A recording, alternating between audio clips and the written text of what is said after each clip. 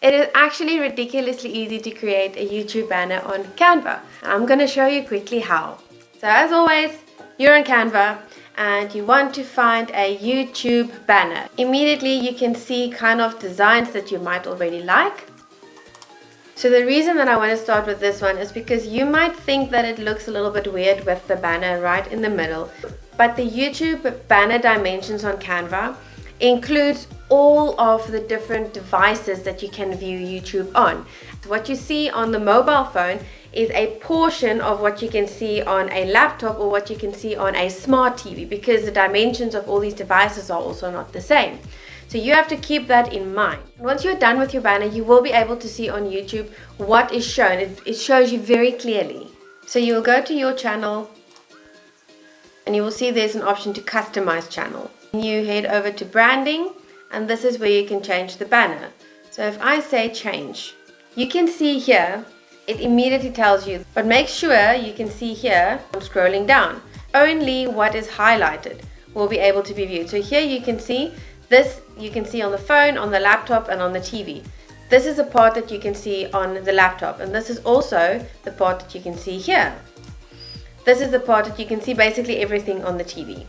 So keep that in mind. And this size that Canva is giving you fits in perfectly within those dimensions. You can always come here to test it and then carry on working until you're happy that everything fits in where it's supposed to be. So keeping that in mind, if this portion is the portion that is viewable on all devices, you want the majority of your information to be there. Everything around that is basically part of the design. And from here, it just works like any other Canva design.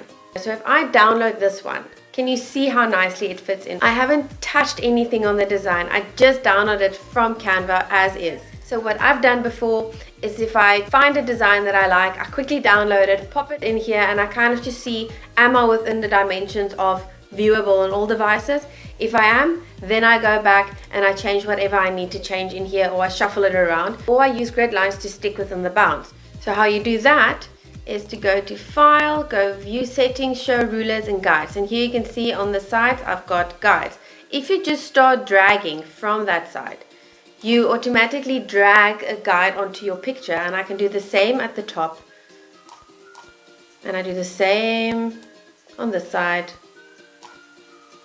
and here. And now I know the constraints that I'm working within, because instead of having to go back here every time, I can just go here. So now if I want to delete anything and I want to redesign the whole thing, as long as I stay within the bounds of these lines, I know I'm fine. And they won't show up on your print afterwards. If you're done with it, you just chuck it. And the same goes for LinkedIn.